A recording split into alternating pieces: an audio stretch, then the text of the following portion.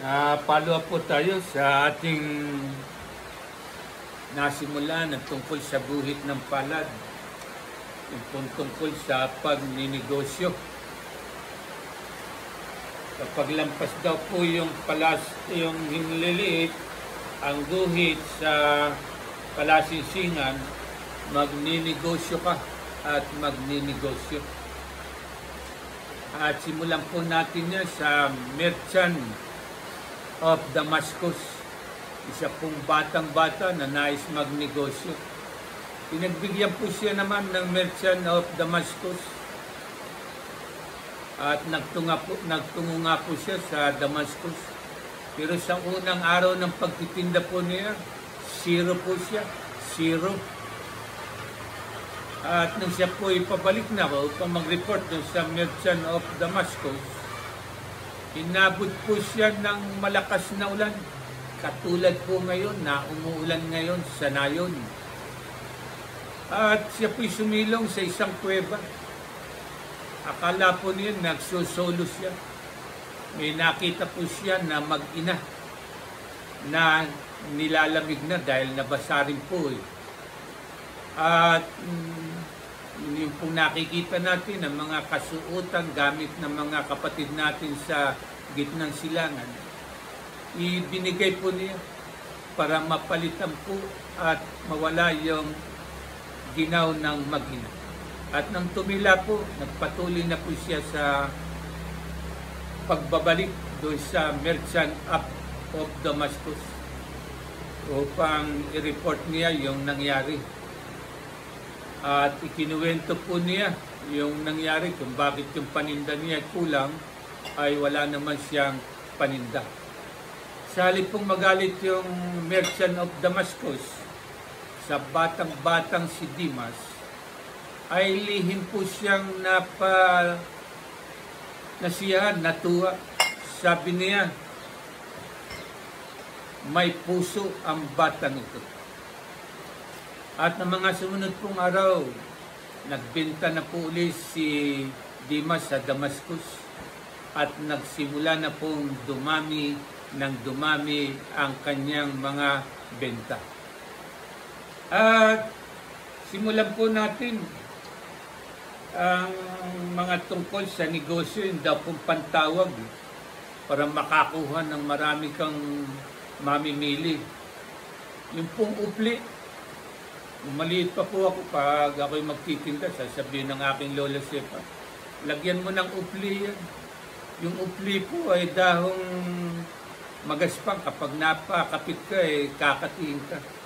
Kapag may upli daw yung paninda mo, yung mga makakakita parang kinakati hanggat hindi bumibili ng iyong paninda. At ang iba pa po yung arinola, yung isang lalaking figurin na napapaebak, may ebak na. Yung pong arinola daw, saka po yung figurin na naglalabas ng dumi yung isang tao, ay yung daw pong ebak ay pera. Pantawag din daw po yan sa mga mamimili para benas. Yung pusa na kaway po ng kaway, pantawag din daw po yan. Yung pong Santo Niño, nilalagay sa pinakagitna ng tindahan. Yung pong may bag, lalagyan daw po yun ng pera. At ngayon po, makabago na. Yung mga pantawag, recorded na po. Yung po bang, lalo na po sa peryahan. Bili na po kayo, 20-20, lahat po ng items. Walang tigil po yun. Ayun, matatawag ang pansin mo para tingnan ang kanyang paninda. At may mga halaman din po na ginagamit sa pantawag, pabuenas sa negosyo. Yung pong fortune plant, yung pong mga unang halaman na ginagamit. Pag nagbulaklak na raw po yan, talagang magbo-boom daw ang iyong negosyo. Pero ngayon po, marami ng halamang nagsulputan. Mga money plant daw po. Mga halamang ang dahon ay bilog-bilog. Yung daw po ay pera. At Bumanggit po naman tayo ng mga negosyante na nagtagumpay. Yan po si Henry C. Alam na po natin, hindi na po natin itatanong. May-ari po yan ng SM. Nang siya po'y dumating dito, ang kanyang puhunan ay ang kanyang palad. Nakitinda po siya sa kanyang kapwa Chino, sa Binondo, sa Divisoria, at sa kanya pong pagtitinda. Nakaipon po siya. Nakaipon po siya ng puhunan hanggang siya po ay makarating sa Carriedo. Ang tinda po noon sa Carriedo, basta tungkol sa sapatos, doon ka magpunta sa Carriedo. Sa katunayan nga po, yung unang SM, nariyan sa Carriedo. Yan po ang tungkol kay Henry C. Yung pong Rostico, Tantoko. Sila po ang mga unang nakakapag-abroad noon. Pagbabalik po nila, may mga binibili po silang paninda. Kaya po sa Rustan, mga imported ang mga tinda. Ay nagsimula po yan sa Malate, sa kahabaan ng yung Ginto Senior. Sa harapan po ng bahay, tinitinda po nila yon. At yan nga po, nagkaroon ng Rustan. Yan pong si Joe Concepcion. Ang kanila pong negosyo ay nagsimula sa Pasay, sa Bote at Diaryo. Yung pong si Joe Concepcion, yung si Concepcion, lagi pang sekretary ng Trade and Industry. At ang sumunod po sa kanya, yung kanyang anak ngayon na si Joey Concepcion. Yung pong laging nasa Diaryo, yung pong Go Negosyo. At sino na po ba mga Concepcion pagdating sa negosyo? Mahirap na pong tipagin. Yan pong Fernando's Supermart. Yan pong si Fernando's ay isang ordinaryong kutsero mula sa Mandaluyong. Isa po siyang kutsero. Pupunta po sila sa Paco, mamimili ng gulay, prutas. Balik sa Mandaluyong, tinda rin sa harap ng bahay, sa kasipagan, sipag at tiyaga. Yan po, nagkaroon ng Fernando's Supermart. Nagkaroon pa nga po yan ng mga branches dyan sa Santa Mesa hanggang sa makarating sa yan po, sa Las Piñas. Tuwing pong Christmas party, bago po magsimula ang Christmas party, ikinukwento po ni Fernando's kung bakit nagkaroon ng Fernando's Supermart. Gusto po niyang bigyan ng inspirasyon, gayahin, sumunod sa kanyang ginawa upang magkaroon din po ng isang supermart at umunlad ang buhay ng kanyang mga tauhan o empleyado. Dito po naman sa Quezon, sa lungsod ng Tayabas, sikat na sikat po rito yung tinatawag na palaisdaan. Yung pong may-ari niyan ay ordinaryong manggagawa po sa palayan. Kapag siya po ay gumagawa sa palayan, nakakahuli po ng dalag, dito, palos, tilapia, at iba pa. At iniihaw po yan sa tabi ng daan, malapit doon sa kanyang palayan. Yung pong mga nakakakita, naglalakad, bumibili. Yung pong may mga sasakyan, humihinto, bumibili ng kanyang mga inihaw. Ay ngayon po, ano po ba ang palaisdaan? Sikat na sikat po yan dito sa Quezon. Yung pong mga ginagawa pong reception yan, yung kasal, birthday, dibu, binyag, at iba pa pong okasyon. Kapag tinanong ka, saan kayo kumain? Sa palaisdaan? Sasabihin at papasok sa isipan ng kausap, big time ito sa palaisdaan pa kumain. Ganyan po kasikat yung palaisdaan dito sa Tayabas, sakop ng lalawigan ng Quezon. Kapag tayo daw po ay magtatayo o gagawa ng mga pangalan, huwag po natin sabihin, halimbawa, mini kitchen, mini mart. Gawin daw po natin supermart. Gawin po natin super. Dito po sa Lucena, wala pa po yung Mercury. Meron na pong Carlos Supertrans. Kahit po mga nagsulputan na maraming Mercury dito sa Lucena, hindi po nila matibag-tibag yung Carlos Supertrans. Paano po nila matitibag? Super na nga. Yan po. At sa pagtatayo rin po ng negosyo, napakahalaga po ng lokasyon. Yan. At kapag tayo po ay papasok sa isang negosyo, magkaroon po tayo ng feasibility studies. Kinakailangan may nalalaman po tayo sa negosyo na ating itatayo. Halimbawa po ay barbershop. Dapat marunong kang maggupit. Isa ka rin barbero. Kung biglang umalis yung barbero mo, di stop operation po. Kung marunong ka, hindi matitigil yung negosyo mo habang naghahanap ka ng kapalit. Wala po yung pagkakaiba sa parlor, sa tahian, sa talyer.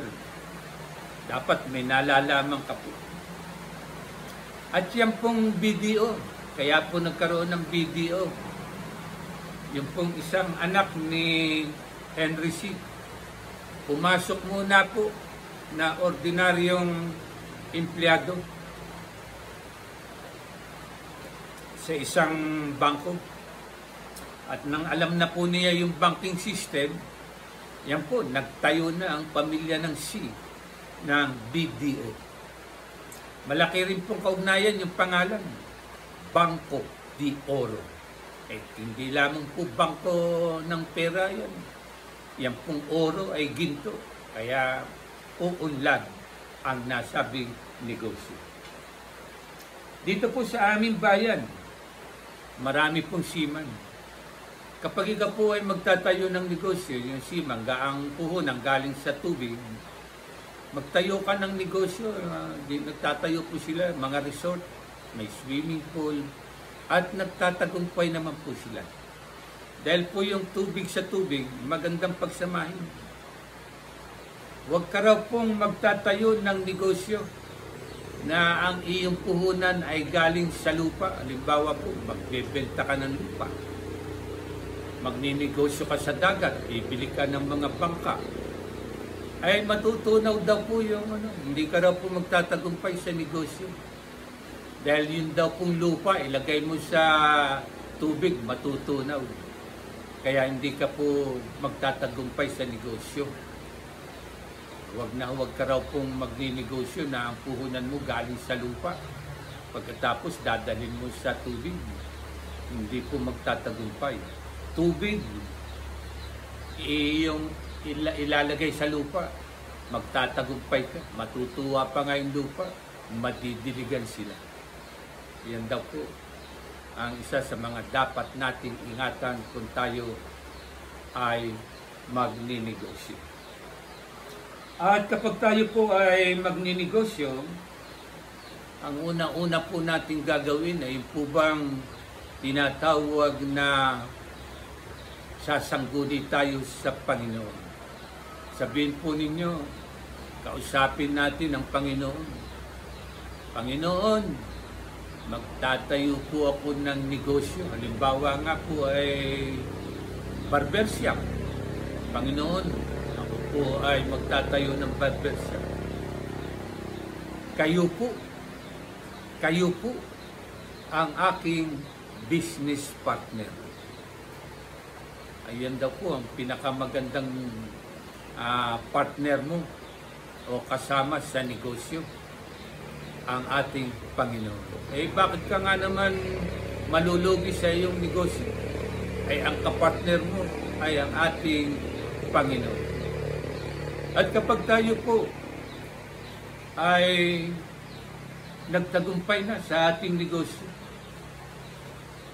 Tularan po natin ang batang-batang negosyante ng Damascus, yung pong si Dimas. Kinakailangan po may puso rin po tayo. Hindi po yung lagi na lang po tayo for profit. Kinakailangan po meron din po tayo para sa ating kapwa. Hindi po pa tayo tutulong din. At lalo po tayong magtatagumpay. At tulad po ng aking nasabi, kapag magninegosyo yung lupa, itong ilalagay mo sa negosyo sa tubig, matutunaw. Dito po sa amin nga, naulit ko, yung mga seaman, nagtatayo dito ng mga resort, ay nagtatagumpay po. Yan po ang ating pakatandaan. At sa kunti pong aking nalalaman, ay nasa inyo po kung tatanggapin ninyo ang aking mga nasabi tungkol sa pagninegosyo. Nasa inyo po yung pagpapasya. Yun po lang ang aking mga nasabi ay batay sa aking karanasan at mga nasaksihan. At tulad po ng aking ang nabanggit kanina, maging ehemplo po natin ang batang-batang si Dimas sa Merchant of Damascus. May puso para sa kapwa. At yan din po sana ang ating gawin sa ating pagninegosyo. At bago po matapos, ay paki-like, follow, and subscribe sa aking pong channel. Pakitulungan po ninyo ako sa aking ginagawang ito na pagbablog. Salamat, salamat at pagsaludo pong muli sa aking mga idols. Salamat po sa araw na ito.